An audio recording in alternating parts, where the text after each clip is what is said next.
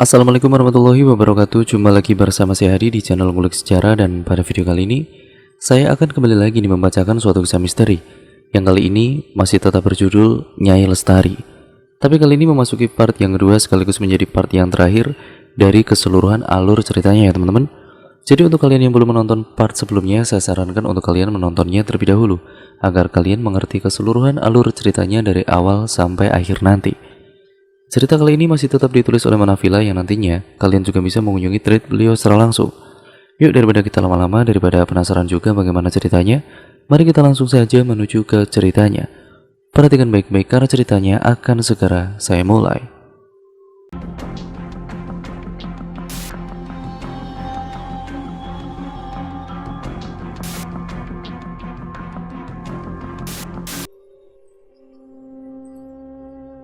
Di tengah jalan, mereka bertemu dengan para penduduk yang ingin berangkat bekerja.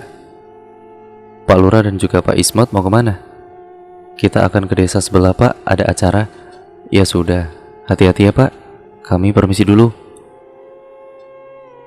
Sepanjang jalan warga tidak henti-hentinya membicarakan hantu perempuan yang semalam mengganggu para peronda. Hal itu semakin membuat warga ketakutan. Harapan mereka hanya satu, semoga teror yang menimpa desanya segera berakhir. Langit malam bermegakan oranye kemerahan di ufuk.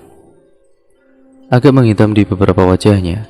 Tidak salah bila warga segera pulang dari tempatnya bekerja. Hawa rumah yang berada di sebelahnya juga semakin menunjukkan kemistisannya. Seperti ada sesuatu yang membuat Dr. Lina menggigitkan pundaknya saat ia merasakan seseorang sedang mengawasinya. Dia sadar, tapi tidak tahu siapa. Dengan hawa yang masih misterius, Dr. Lina masuk ke dalam rumah untuk beristirahat dan segera menunaikan sholat maghrib.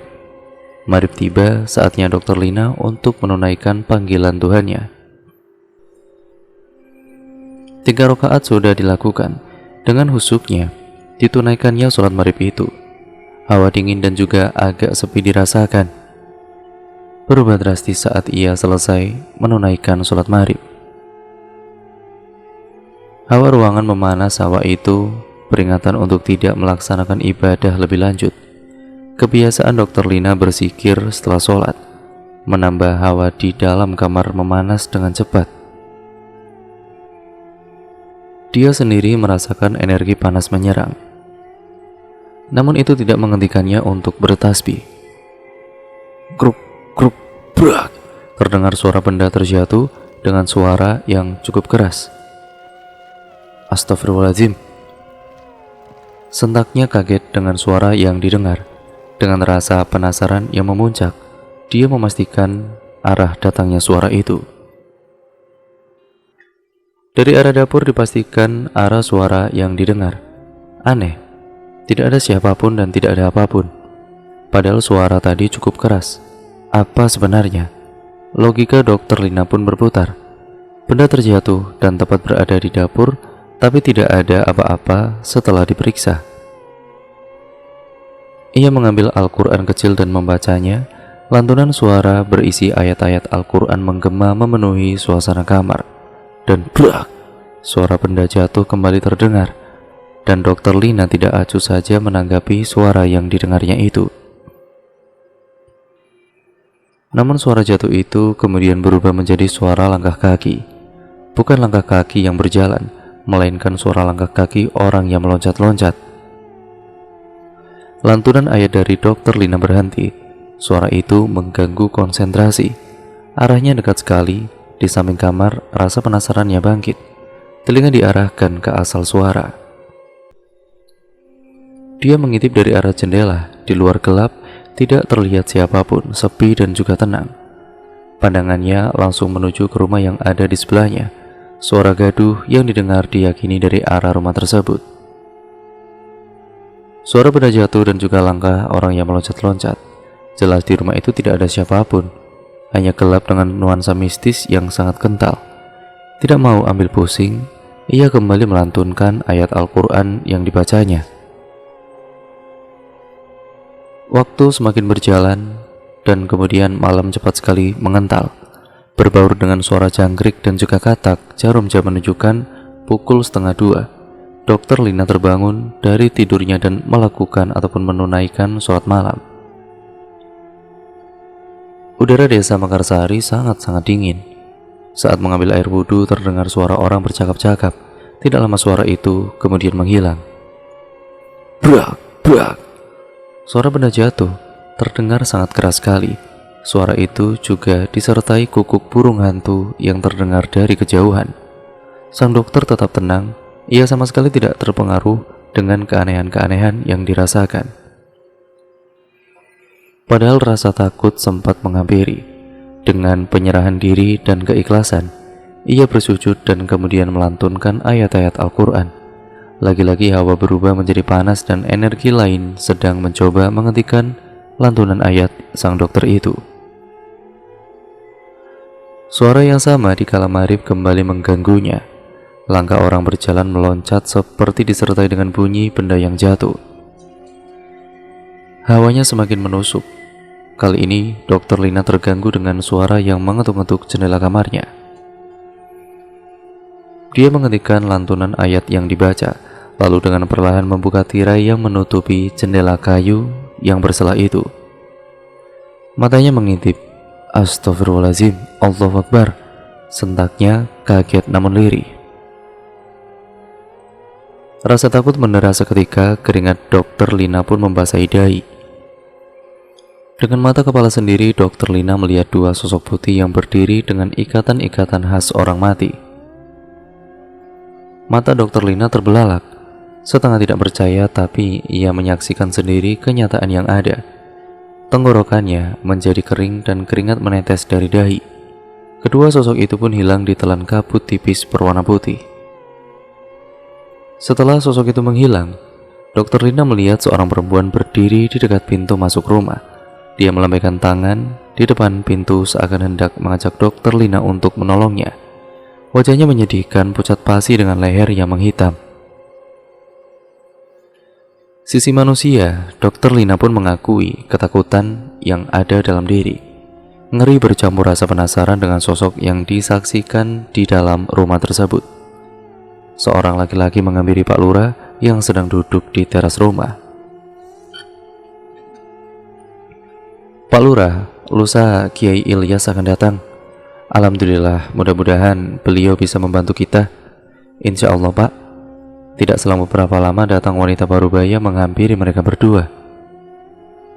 Ada apa, Mak? Tanya Pak Lurah. Anu, Pak. Jawab Mbak Ida sambil mengatur napasnya. Anu apa, Mak? Sinta, Pak, Sinta. Dokter Lina menemukan Sinta di rumahnya. Lalu di mana dia sekarang? Ada di rumah Bu Dokter. Ya udah, ayo kita ke sana. Saat memasuki rumah Dokter Lina, Pak Lurah dan juga Ismat kaget melihat penampilannya yang memprihatinkan. Rambut panjang tidak terawat, baju lusuh, dan tubuh kurus. Jadi selama ini Sinta ada di rumah itu? Sepertinya begitu, Pak. Pak Lurah, apa Bapak masih menyimpan nomor telepon Pak Yadi? Masih, Mbak. Saya akan memberitahunya. Ibu di mana? Teriak Sinta sambil berkeliling mencari ibunya. Neng Sinta, tenang Neng. Mak Ida berusaha menenangkan Sinta yang semakin histeris. Ada apa, Mak? Kenapa dengan Sinta? Sinta mencari ibunya, Pak Lurah. Sinta masih histeris memanggil ibunya. Pak Lurah, Maida dan juga Dokter Lina berusaha menenangkan Sinta yang memberontak ingin keluar rumah dan mencari ibunya. Setelah beberapa lamanya, akhirnya Sinta sudah kembali tenang. Mak, ini aku izin pulang dulu ya. Sinta juga sudah tenang. Iya Pak Lurah, terima kasih atas bantuannya. Sama-sama, kalau begitu saya permisi dulu. Pak Lurah kembali pulang setelah ia menenangkan Sinta. Di depan rumahnya, ia melihat seseorang sedang berdiri di teras rumahnya. Ada rasa senang dan ragu dalam diri. Ia berhenti sejenak untuk memastikan dugaannya. Bibir itu melebar, keyakinan penuh pada diri sang lurah. Lalu ia memberanikan diri untuk mendekati orang yang duduk di depan rumahnya. Salam dilantunkan, dan disusul jawaban dari salam tadi. Kemudian orang tersebut menoleh. Masya Allah, Alhamdulillah Pak Kiai. Pak Lurah begitu antusias. Lalu diraihnya tangan orang yang lebih tua dari dirinya dan diciuminya itu. Alhamdulillah saya bisa sampai di desa ini, Ananda Maksum, ucapnya. Kiai, terima kasih sudah datang kemari. Saya jadi merasa sangat terharu. Setelah saya membaca surat yang dikirimkan minggu lalu, saya turut prihatin dengan apa yang terjadi di desa ini. Lebih baik kita bicara di dalam, Pak Kiai. Rumah dengan model setengah panggung terasa nyaman bagi Kiai Ilyas. Jadi bagaimana Kiai? Insya Allah jika Allah mengizinkan pasti teror ini bisa teratasi. Iya Pak Kiai, saya sangat kasihan dengan warga-warga desa. Ya saya akan membantu sebisa saya. Lebih baik kita adakan pengajian untuk mendoakan orang-orang yang telah meninggal dengan tidak wajar. Iya Pak Kiai, sangat paham. Sesuai dengan instruksi Kiai Ilyas, Pak Lurah mengadakan pengajian di lapangan desa. Warga sangat antusias dengan acara ini. Laki-laki dan perempuan berbondong-bondong membantu mempersiapkan acara. Pengajian yang dipimpin langsung oleh Kiai Ilyas berjalan dengan lancar. Warga begitu khusyuk membaca dan mendengarkan ayat-ayat suci Al-Quran. Acara yang berlangsung selama 2 jam itu begitu mendamaikan hati warga desa Mekarsari. Setelah ini saya akan berusaha untuk berkomunikasi dengan mereka. Mudah-mudahan semuanya berjalan seperti apa yang kita inginkan. Amin. Kiai, saya akan membantu. Terima kasih Maksum. Semoga setelah ini tidak ada lagi teror pocong. Rencana yang telah disusun sedemikian rupa harus gagal. Kiai Ilyas memang berhasil mendatangkan mereka. Namun yang terjadi malah warga desa banyak yang kesurupan dan menjerit-jerit. Tentu saja hal itu menimbulkan kegaduhan yang luar biasa. Kiai Ilyas sendiri tidak bisa mengatasi karena teramat banyak warga yang meronta-ronta. Demi keamanan bersama, Kiai Ilyas langsung meruqyah massal. Dengan izin Allah, warga desa telah kembali kesadarannya. Bagaimana ini Pak Kiai? Kok bisa seperti ini Pak? Lebih baik kita undur untuk sementara waktu sampai keadaan begitu kondusif. Alangkah baiknya kalau hanya 3 warga saja yang ikut dalam rencana ini, agar tidak terjadi hal-hal seperti ini lagi. Saya setuju Kiai. Bagaimana kalau lusa kita adakan kembali? Ya tidak masalah. Mak, Aki Bakri mana? Saya ingin mengucapkan terima kasih Mak. Seketika raut wajah Mak Ida menjadi sedih. Aki sudah tidak ada, Neng. Sudah meninggal 2 minggu yang lalu. Kenapa, Mak? Bagaimana bisa? Ya, Mak tahu selama ini Akilah yang sudah memberi saya makan. Beliau sangat baik, Mak. Setetes air mata jatuh pada kelopak mata Sinta itu. Semua orang tahu bahwa Ki Bakri orang yang baik, ucap Dr. Lina mengingat kebaikan dari suami Mak Ida. Sudah, kita tidak boleh bersedih. Sekarang kita makan. Mak sudah memasak. Iya Mak. Maksum, apakah di desa ini ada daun bidara? Saya sangat membutuhkannya. Tanya Kiai Ilyas pada Pak Lurah. Ada Kiai. Tempatnya ada di sebelah sungai. Kalau Kiai ingin mencarinya, biar saya suruh Basri untuk mengambilnya. Tidak usah, saya akan ikut mencarinya. Lebih baik kamu suruh anak itu untuk menemani saya. Baik Pak Kiai, kalau bisa sekarang saja. Nanti malam kita akan mengadakan komunikasi dengan sosok itu. Kalau begitu, saya akan pergi ke rumah Mak Ida deh. Kiai tunggu di sini saja. Saya ikut juga. Begitu ketemu dengan Basri, kita akan berangkat mencari daun bidara. Baik, kita langsung saja ke sana. Anak itu pasti ada di rumah kalau pagi begini. Perjalanan menuju rumah Mak Ida tidak membutuhkan banyak waktu.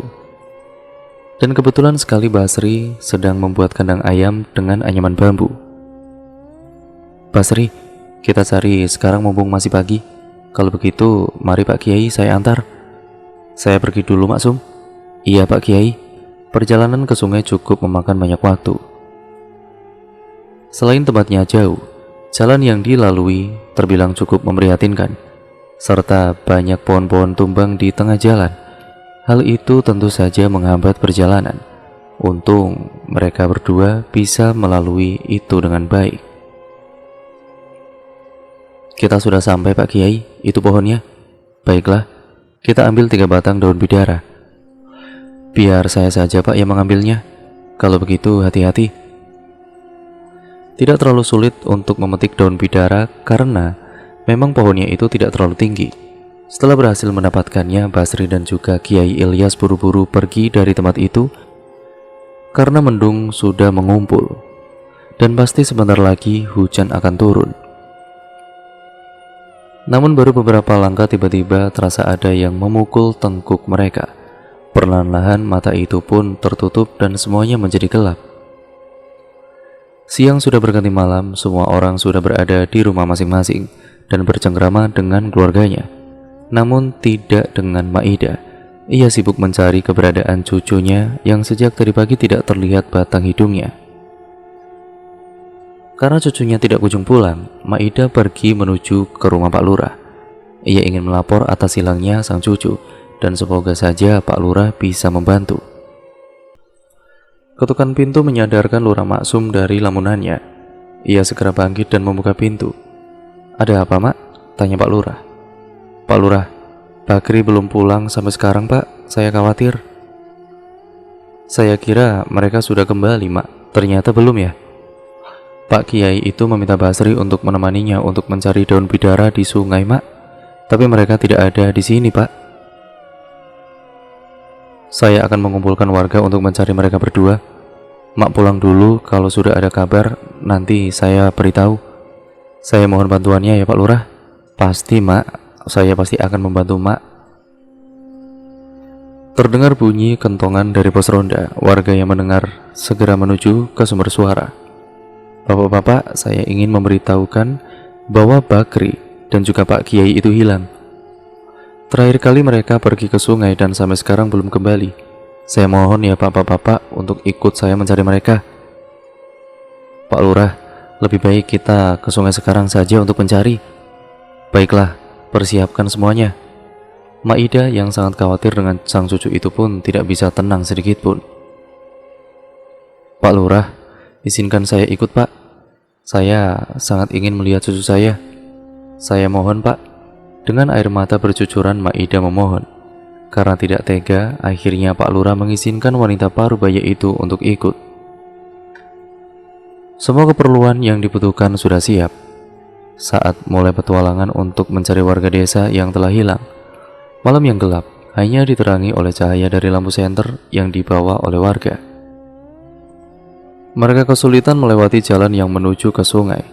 Pohon tumbang yang menghalangi jalan, tanah yang becek karena hujan baru saja reda, serta batu-batuan kecil yang membuat perjalanan mereka semakin terhambat.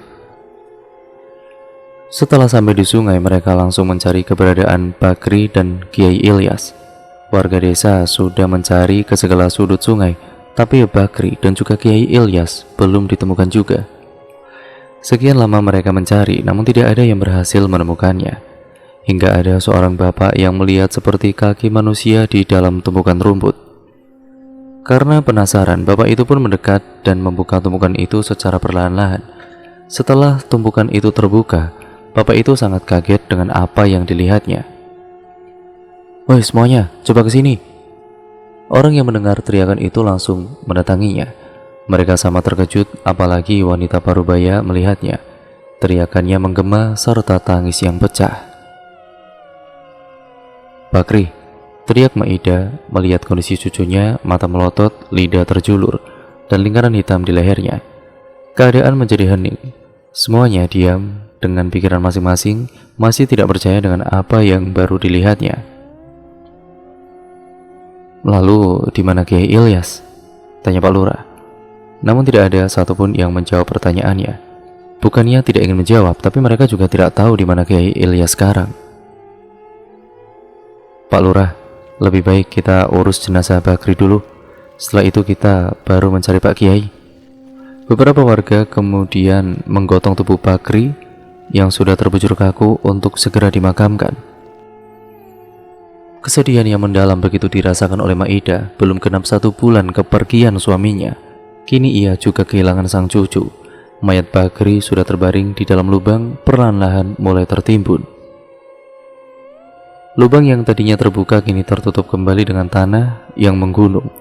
Para pelayat pergi meninggalkan pemakaman setelah menabur bunga di atas makam Bakri. Begitu juga dengan Maida yang ikut pergi setelah mendoakan cucunya. Pencarian terhadap Kiai Ilyas masih dilakukan. Warga desa kembali ke sungai untuk mencari keberadaannya karena tidak kunjung menemukan. Akhirnya, warga menggelar doa bersama untuk Kiai Ilyas. Dimanapun beliau berada, semoga selalu dilindungi oleh Allah Subhanahu wa Ta'ala. Melelahkan juga berjalan kaki dari Puskesmas ke rumah dinas. Dokter Lina tidak terlalu menghiraukan kelelahan yang menyergap. Ia terus berjalan menuju rumahnya. Rumah itu masih menyisakan keangkeran walaupun sinar matahari menuju siang terik. Hawa seperti senyap dan dingin kental terasa berhembus dari dalam. Beberapa menit, Dokter Lina kemudian memandangi rumah itu. Tiba-tiba matanya ini menangkap sosok bayangan berlari menuju arah belakang rumah. Bayangan itu cepat berkelebat saat mata itu memperhatikan. "Siapa itu?" desanya lirih. Dengan melawan rasa takut yang berkecamuk, Dokter Lina memberanikan diri memastikan bayangan apa yang dilihatnya. Jantung deg-degan dengan menghilangnya sosok yang sekelebat terlihat tadi. Nyali agak menciut dengan pikiran dan rasa takut yang menyerang. Namun rasa penasarannya mengalahkan semua rasa yang menyergap. Dokter Lina mencoba memeriksa tempat itu.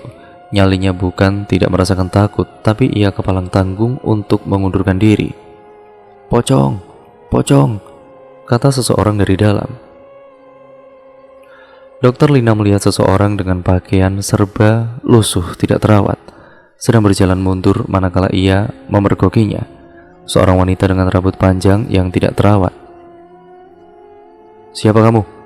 tanya Dokter Lina. "Pocong, pocong." Wanita itu malah berteriak histeris. Hati Dokter Lina mengiba. Dengan sangat hati-hati dan tenang, Dokter Lina mendekati wanita tersebut. Tenang-tenang. Apa yang kamu lihat?" Mata wanita itu melirik ke sana kemari. "Shh, hati-hati. Di rumah itu ada pocongnya." Dokter Lina pun kemudian melakukan hal yang sama. Matanya berputar ke segala arah, tidak ada apapun. Hanya kondisi rumah saja yang banyak mengalami kelapukan dan sarang laba-laba. "Mbak lihat apa?" tanyanya lagi. "Hati-hati, ada pocong." Wanita itu tidak histeris tapi malah berbisik. "Apa maksudnya?" "Mbak, lebih baik kita keluar dari sini. Mbak lapar kan? Akan saya bawakan makanan." Wanita itu malah asik dengan dunianya. Ucapan Dokter Lina tidak didengarnya. Dokter Lina meninggalkan wanita itu untuk mengambil makanan yang tadi pagi masih tersisa. "Loh, Mak, ada apa?" "Tidak ada apa-apa, Bu Dokter. Mak hanya berkunjung." "Mak, saya melihat perempuan di rumah itu." "Siapa, Bu?" "Tidak mungkin rumah itu ada orangnya." "Mak, saya itu tidak bohong, Mak. Ayo, kita ke sana, Mak." Maida dan Dokter Lina memasuki rumah yang terasa lembab dan berdebu. Mata Maida memperhatikan sekelilingnya. Matanya tidak lepas dari pengawasan. "Di mana Bu Dokter?" "Tadi ada di sini, Mak," ucapnya keheranan dengan keberadaan wanita yang tadi histeris di dalam rumah. "Apa Bu Dokter tidak salah lihat? Warga desa tidak ada yang berani mendekati rumah ini. Baru Bu Dokter yang berani masuk." "Demi Allah, Mak, tadi ada wanita di sini." Maida jadi merinding. Pikirannya menerawang. Selain pocong yang diceritakan warga desa, bisa jadi wanita itu adalah kuntilanak yang memperlihatkan keberadaannya pada Dokter Lina. "Bu Dokter, sebaiknya kita keluar saja dari sini."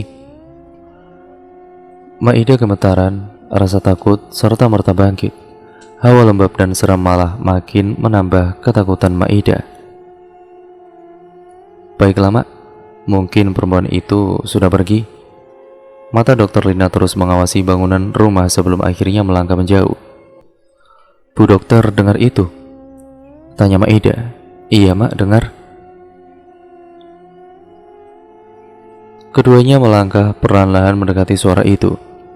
Isakannya lirih terdengar samar, terlihat sosok perempuan dengan rambut panjang yang acak-acakan. Mereka berdua segera menghampiri perempuan malang tersebut. Ah, tidak, jangan ganggu, teriak perempuan itu histeris. Ya Allah, Neng Sinta. Pekik Maida dan buru-buru wanita tua itu mendekati perempuan tadi. Mak kenal. Iya bu dokter, ini Neng Sinta, anak Lestari. Bagaimana bisa berada di sini? Bu dokter, lebih baik kita bawa ke rumah ibu. Iya mak. Dengan dipapa Maida, Sinta melangkahkan kaki keluar dari rumah itu. Angin bertiup lembut namun dingin di pundak dokter Lina. Diusapkan tangan ke arah pundak, seolah ada energi yang menariknya untuk menengok ke arah dalam rumah. Sekilas mata itu memperhatikan keadaan di dalam rumah sekali lagi. Sosok putih berpakaian khas orang mati. Ada 5 ikatan dengan mata bersinar warna merah dengan wajah yang menghitam. Ya Allah, apa tadi? Pocong. Jantung dokter Lina berdetak dengan kencang. Segera ia keluar dan tidak berani untuk memastikan apa yang telah dilihatnya. Seorang laki-laki yang cukup gagah keluar dari mobil sedan berwarna silver. Ia menghampiri Pak Lurah yang sedang duduk di kursi kayu rumah dokter Lina. Pak Lurah pun segera bangkit dan menghampiri orang tersebut. Apa kabar Pak Yadi? Sapa Pak Lurah begitu ramah. Namun yang disapa tidak membalasnya. Di mana Sinta? Tanyanya dengan nada yang tidak bersahabat. Sinta ada di dalam Pak. Laki-laki itu pun langsung masuk untuk menemui putrinya. Sinta yang sedang bercanda dengan dokter Lina menoleh saat ada orang yang memanggilnya. Ayah, teriak Sinta begitu senang dengan kedatangan sang ayah. Bagaimana kabarmu nak? Aku sangat baik ayah. Syukurlah, ayo kita pergi sekarang. Ayah tidak bisa berlama-lama. Terima kasih Bu Dokter sudah menjaga anak saya. Sama-sama Pak, saya permisi dulu. Setelah perpamitan mereka pun pergi dari desa tersebut. Sinta tidak lupa berterima kasih kepada Pak Lurah. Namun tidak dengan sang ayah yang terang-terangan tidak menyukai Lurah Maksum. Kamu masih belum memaafkan aku Yadi, ucap Pak Lurah dalam hati. Ia sedikit sedih mengingat sifat Pak Yadi kepadanya. Nah sekarang kita balik ke 3 tahun yang lalu.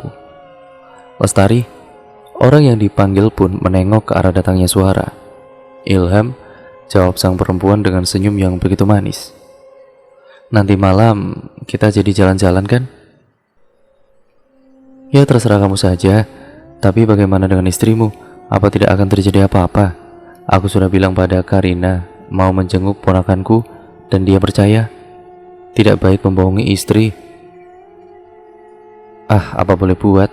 Hanya itu yang bisa aku lakukan untuk kamu. Terima kasih Ilham, kamu sangat baik kepadaku. Tidak masalah, selagi itu bisa membuatmu bahagia, maka akan aku lakukan. Nanti malam kita bertemu di perempatan jalan ya. Baiklah, aku akan menunggumu di sana. Sesuai janji, mereka pun akhirnya bertemu di perempatan jalan. Kebahagiaan terpancar dari wajah keduanya. Kita mau kemana? Ke taman? Sepertinya ide yang bagus.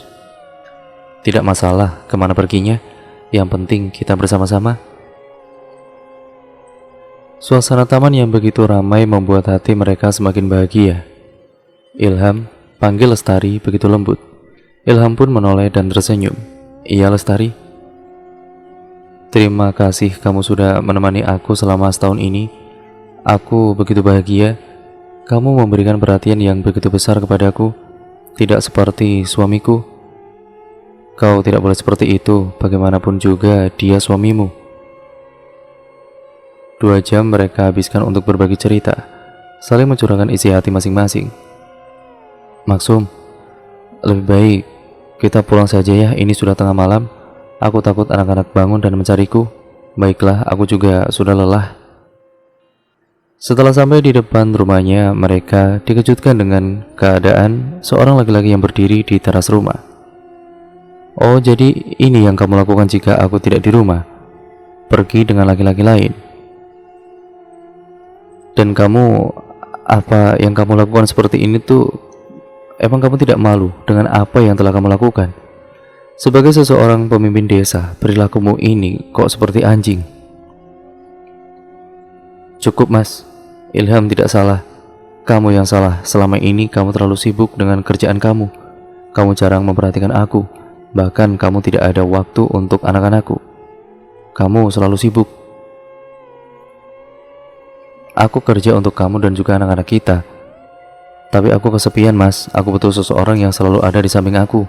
Dan semua itu aku dapat dalam diri Ilham. Lestari, aku sungguh tidak tahu dengan isi kepalamu. Sekarang juga aku talak kamu. Setelah mengatakan itu, Yadi pun pergi dengan kecepatan yang sangat tinggi. Dirinya tidak pernah menyangka kalau istri yang sangat dicintainya tega bermain di belakangnya. Maaf Lestari, gara-gara aku kamu jadi seperti ini. Tidak usah meminta maaf Ilham. Semua itu kan bukan salah kamu juga kok. Lebih baik sekarang kamu pulang sebelum anak aku lihat. Baiklah, kalau ada apa-apa kamu jangan sungkan untuk menelepon ya.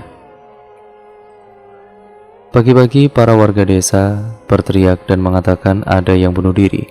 Ilham bertanya, apa yang telah terjadi? Warga itu mengatakan bahwa Lestari gantung diri di pohon beringin. Dirinya segera berlari ke arah kerumunan warga dan melihat dengan mata kepalanya sendiri. Rasanya seperti mimpi.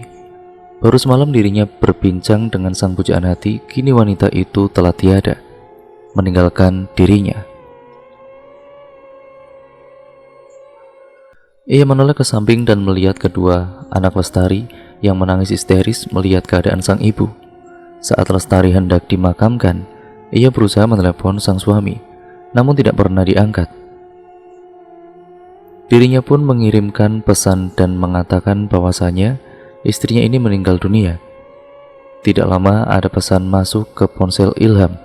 Ternyata itu adalah balasan dari Yadi. Seketika rahang Ilham ini mengeras.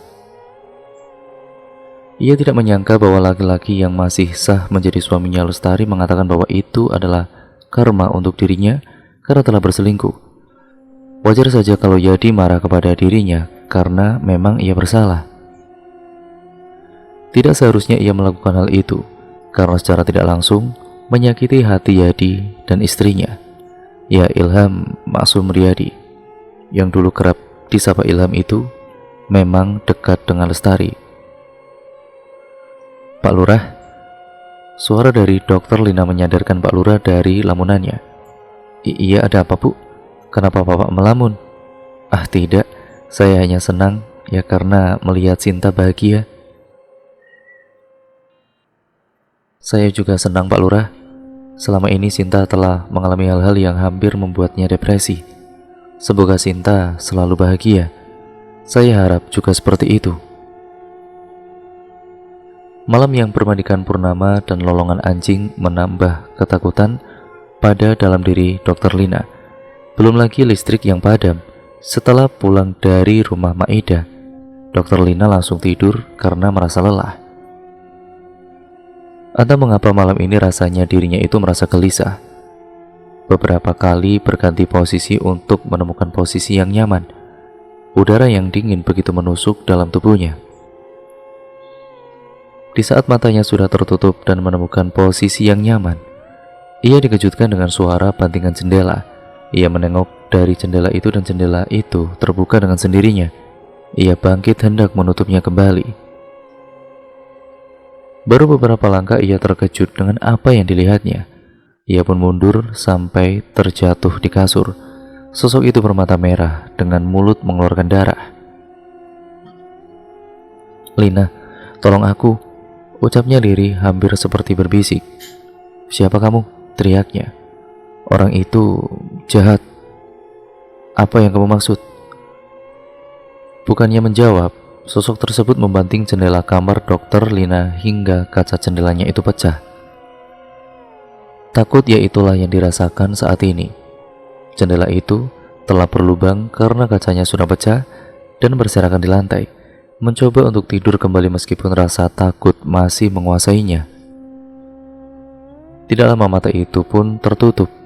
Namun tiba-tiba napasnya terasa sesak, seperti ada yang menghimpit tubuhnya. Perlahan namun pasti, mata Dokter Lina terbuka. Ia kaget luar biasa melihat sosok yang ada di atasnya. Sosok itu membuka mulutnya dan mengeluarkan cairan yang berwarna hitam dan kental. Cairan itu membasahi muka dan baju Dokter Lina. Ia ingin berteriak namun tidak bisa, seolah-olah mulutnya terkunci. Dia mencoba sekuat tenaga untuk berteriak dan usahanya tidak sia-sia. Dirinya berhasil mengeluarkan suaranya yang tersedat di tenggorokan. Ia kebingungan dengan apa yang terjadi. Setelah membuka matanya, tidak ada sosok berada di atas tubuhnya. Ia lega, terganti ia hanya bermimpi. Kelegaan itu harus sirna karena sosok itu kini berdiri di pojok kamarnya. "Orang itu jahat, kamu harus hati-hati," ucap sosok itu begitu lirih namun masih bisa didengar oleh Dokter Lina. "Saya tidak mengerti siapa yang kamu maksud. Hati-hati, jahat. Pergi kamu, jangan ganggu saya." Dokter Lina pun berteriak kencang, dirinya sangat ketakutan.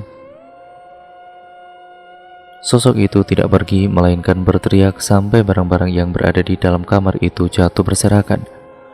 Matanya merah menyala dan mulutnya mengeluarkan belatung yang begitu banyak hingga membanjir di lantai. Dokter Lina pun langsung berlari keluar rumah. Ia tidak sanggup berlama-lama berada di rumah itu. Keadaan sepi pada kali itu membuat ketakutan Dokter Lina semakin bertambah. Terdengar lolongan anjing dan burung hantu dari kejauhan.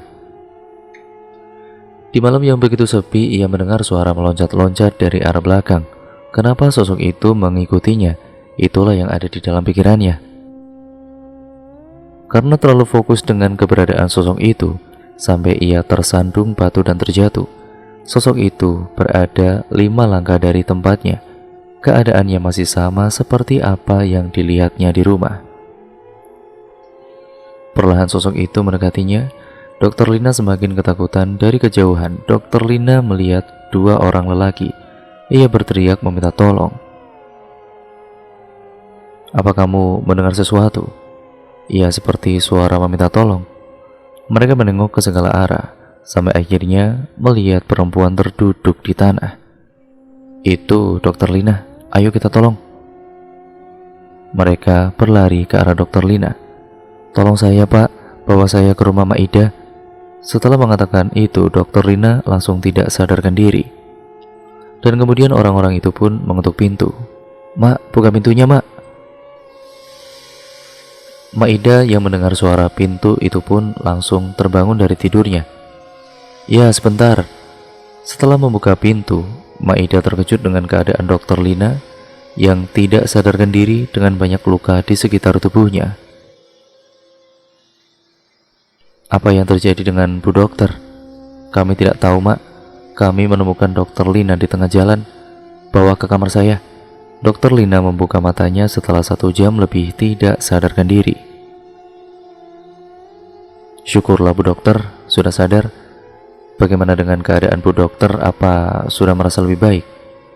"Mak, saya takut rumah itu Lestari mak. Dia mendatangi saya. Saya sangat takut mak." "Tenang dulu Bu. Saya sangat takut mak. Pokoknya benar-benar sangat takut." Seketika tangis Dokter Lina pun pecah. Ia merasa sangat takut. Seumur hidup baru kali ini dirinya melihat sosok yang sangat mengerikan. Karena terlalu merasa takut, Dokter Lina sampai mengalami demam tinggi. Maida bingung dibuatnya.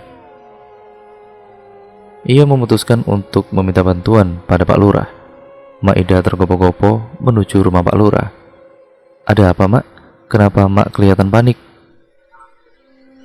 "Anu Pak Lurah, Dokter Lina cerita pada saya bahwa melihat arwah Lestari dan sekarang sedang demam tinggi. Kenapa semuanya semakin rumit mak? Saya bingung dengan ini semua."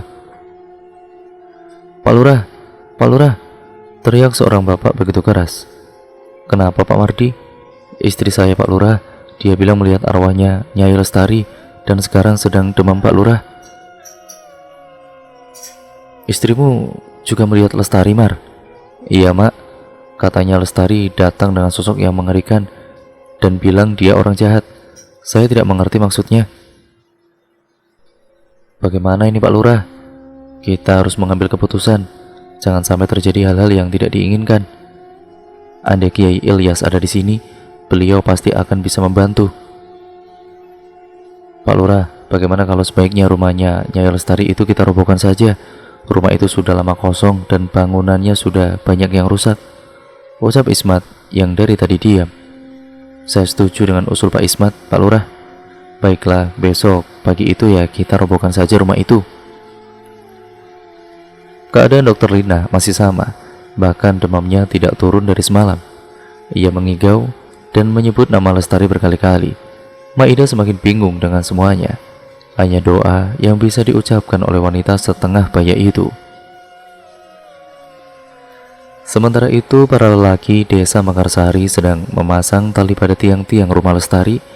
Mereka semua sudah siap untuk merobohkan rumah yang sudah 2 tahun lamanya tidak berpenghuni. Tidak butuh waktu yang lama untuk membuat bangunan itu roboh. Ya karena keadaannya yang memang sudah tidak kokoh, dan kayu-kayunya pun sudah banyak yang lapuk termakan usia. Begitu bangunan rumah sudah berjatuhan, warga desa berbondong-bondong menyingkirkan kayu itu untuk dikumpulkan dan kemudian dibakar. Tidak hanya bangunan rumah yang rusak, tapi juga benda-benda yang ada di dalam rumah itu pun rusak semuanya. Saat semuanya sibuk membersihkan tumpukan kayu dan barang-barang, 2 warga desa tidak bisa mengangkat benda berbentuk kotak persegi panjang.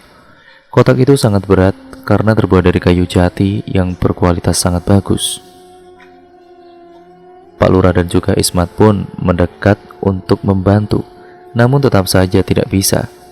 Pada akhirnya mereka memutuskan untuk mengeluarkan barang yang ada di dalamnya. Begitu dibuka, keempatnya sangat terkejut dengan apa yang ada di dalamnya.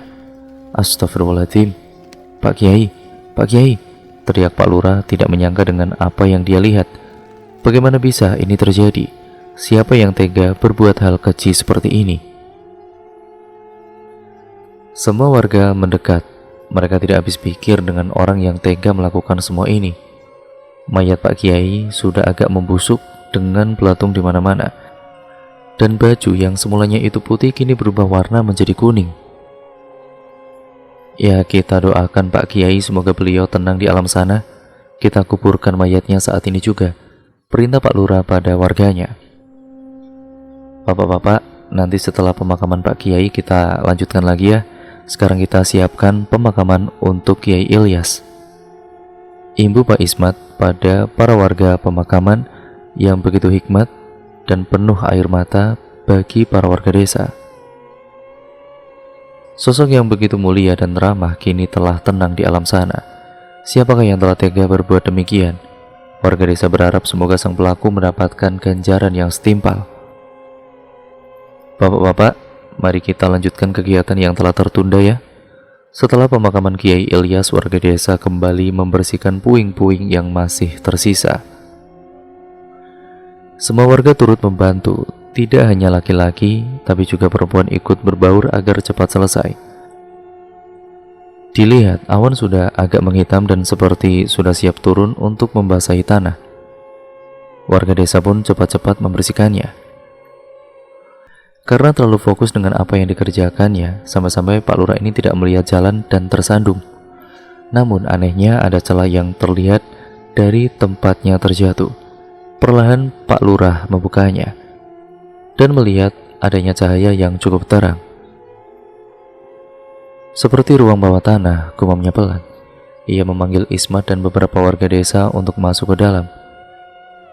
Keadaan yang cukup tenang mampu membantu penglihatan mereka. Ternyata ruangannya cukup luas. Di tengah-tengah ruangan terlihat 2 perempuan, satu terbaring di kasur dan satu lagi duduk di sampingnya. Siapa kalian? Teriak Pak Lurah yang membuat salah satu dari mereka kaget. Perempuan itu pun menengok ke arah belakang. Semua yang ada di ruangan itu pun terkaget-kaget. Sinta, apa yang kamu lakukan di sini? Siapa perempuan itu? Justru saya yang bertanya, ngapain kalian di sini? Ingin mengganggu ketenangan kita. Sinta, bagaimana kamu bisa ada di sini? bukannya kamu sudah dijemput oleh ayah kamu? Dia bukan ayah saya, dia Om Yudi, kembaran ayah, dan ayah saya meninggal karena kecelakaan sehari sebelum Lestari bunuh diri. Sinta, dia ibumu. Tidak pantas kamu memanggilnya Lestari. Asal kalian tahu, dia bukan ibu saya. Dia hanya ibu sambung yang bertopeng. Baik apabila di depan ayah saya dan warga desa, padahal aslinya dia sangat jahat. Kalian tahu bahwa Lestari memiliki anak kembar kan?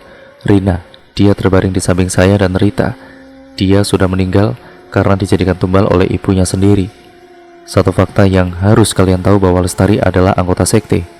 Kecantikan yang dia miliki karena dia mengikat janji dengan makhluk halus.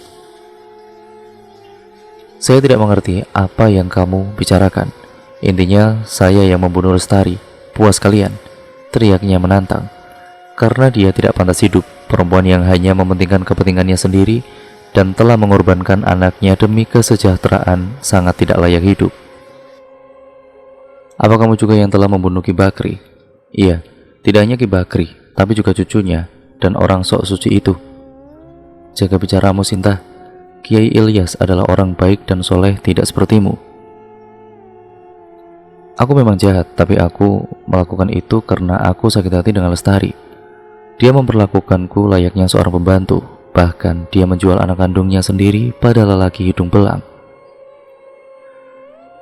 Dia tidak pernah tulus menyayangi anak-anaknya, jadi dia pantas tiada.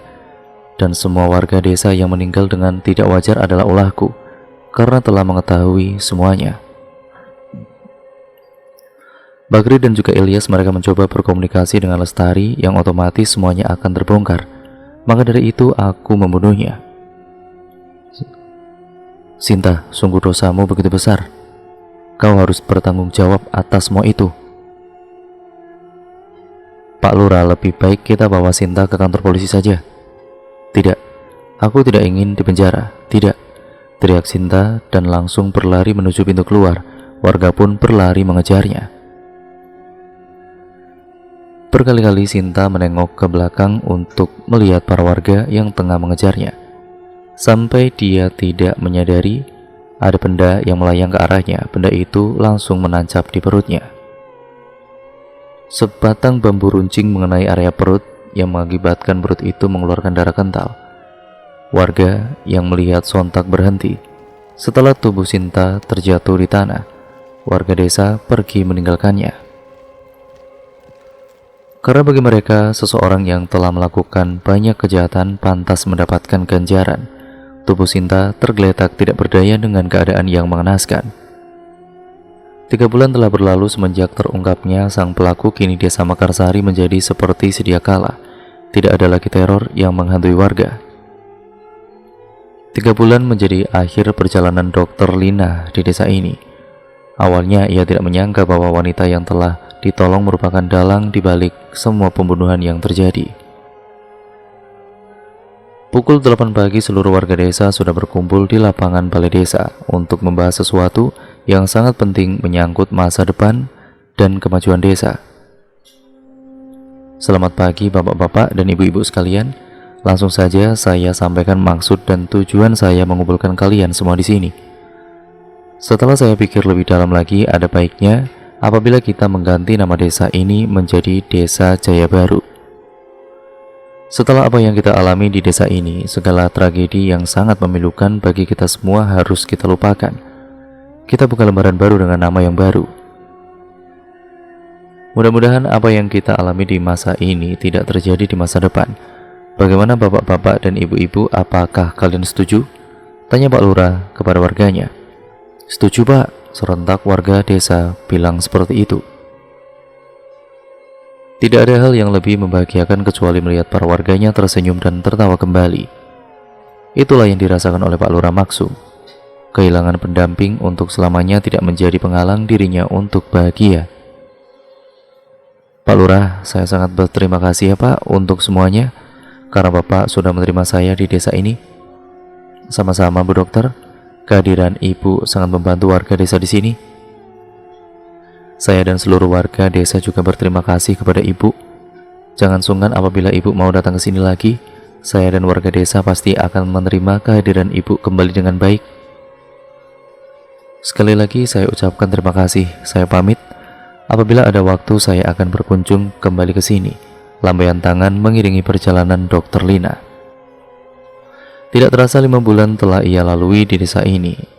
Keramahan warga desa, rasa tolong menolong, serta saling menghargai satu sama lain ia temukan di desa ini.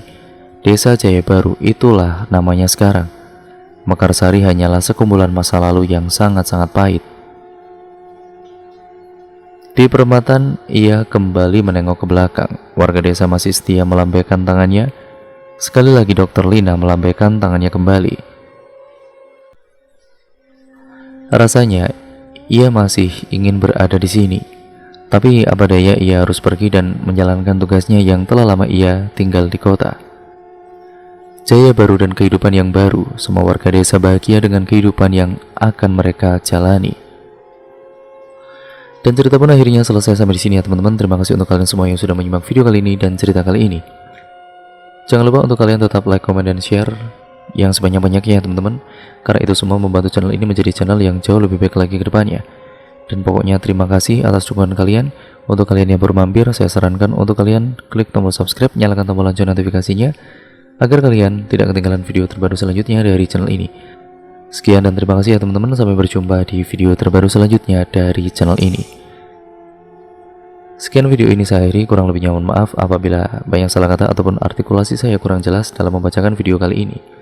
Baik buruknya yang terkandung dalam cerita kali ini, semoga kalian bisa mengambil hikmah di dalamnya. Yang positif kalian ambil, yang buruk ya kita buang jauh-jauh. Namun jadikan itu sebagai pembelajaran untuk kita semua ya teman-teman, agar menjadi manusia yang jauh lebih baik lagi ke depannya. Sekian video ini saya akhiri. Wassalamualaikum warahmatullahi wabarakatuh.